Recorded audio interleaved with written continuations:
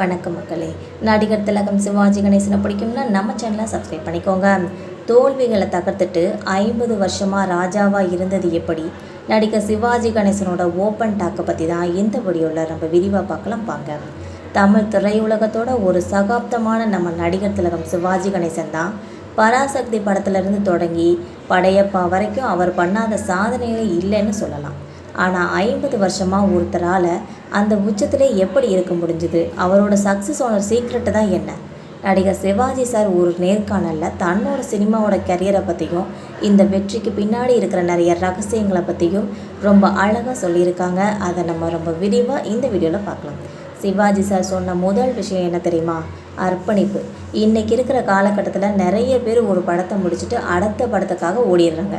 ஆனால் சிவாஜி சார் சொல்லியிருக்காரு, ஒவ்வொரு படமும் எனக்கு ஒரு புது பாடம் மாதிரி. நான் 200 படம் நடிச்சிருந்தாலும் 201வது படத்தோட கேமரா முன்னாடி நிற்கும்போது எனக்குள்ள ஒரு சின்ன நடுக்கம் இருக்க தான் செய்யுது. அந்த பயம்தான் இன்றைக்கும் என்னை ரொம்பவே பெட்டராக நடிக்க வைக்குதுன்னு சொல்லியிருக்காங்க. இந்த அடக்கம் தான் அவரை மற்ற நடிகர்கிட்ட இருந்து நமக்கு தெளிவாக தனியாக காட்டுதுன்னே சொல்லலாம்.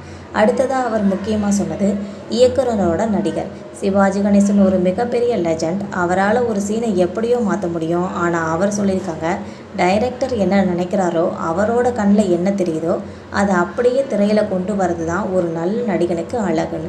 நான் ஒரு கருவி தான், அதை இயக்குறது டைரக்டர் தான் அப்படின்னு சொல்லியிருக்காங்க.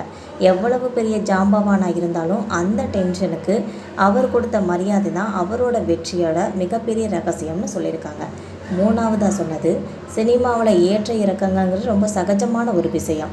நடிகர் சிவாஜி சாரோட கெரியர்லேயும் அந்த மாதிரி நிறைய சர்க்கிள்கள் இருந்திருக்கு. ஆனால் அவர் எப்பயுமே ஒரு விஷயத்தில் ரொம்ப தெளிவாக இருந்திருக்காங்க. தோல்வின்னு வந்தால் துவண்டு போயிடக்கூடாது, வெற்றி வந்தால் தலைக்கணமும் வந்துடக்கூடாது.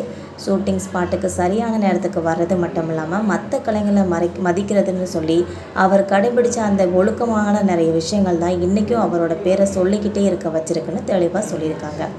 இதுக்கப்புறம் இன்றைக்கி இருக்கிற எங்களோட ஸ்டாருக்கு சிவாஜி சார் சொல்கிற ஒரு மெசேஜ் என்னன்னு நம்ம யோசித்தோம்னா, நடிப்பை நேசியுங்க, ஆனால் புகழுக்காக மட்டும் நடிக்காதீங்க. கலையை நேசித்தா புகழ் தானாகவே வரும். 50 வருஷம் அவர் செஞ்ச அந்த தவம் தான் இன்றைக்கும் நம்மளை வியக்க வைக்குதுன்னு ரொம்ப தெளிவாக சொல்லியிருக்காங்க. நடிகர் திலகம் அப்படிங்கிற பட்டம் அவருக்கு ஏதோ சும்மாலாம் வரலை. ஒரு ஷாட்லேயும் அவர் சிந்தனை வியர்வைக்கும் உழைப்புக்கும் கிடைச்ச அங்கீகாரம் தான் அதுன்னு நம்ம தெளிவாக தெரிஞ்சுக்க முடியுது. சிவாஜி சாரோட இந்த கரியர் சீக்ரெட்ஸை பற்றி நீங்கள் என்ன நினைக்கிறீங்களோ, அவரோட எந்த பண்பு உங்களுக்கு ரொம்ப பிடிச்சிருக்கு, அதை இன்ஸ்பயராக வச்சுக்கணும்னு நினைக்கிறீங்களோ மறக்காமல் நம்ம கமெண்ட் பாக்ஸில் தெரிவிங்க. இந்த மாதிரி தகவல்கள் உங்களை உடனுக்குடன் வேணும்னு நினச்சிங்கன்னா மறக்காமல் நம்ம சேனலை சப்ஸ்கிரைப் பண்ணி பெல் ஐக்கனை கிளிக் பண்ணி வச்சுக்கோங்க. அப்போ தான் நம்ம போகிற டெய்லி வீடியோக்கள் உடனுக்குடன் நோட்டிஃபிகேஷனாக உங்களை வந்து சேரும். தேங்க்யூ.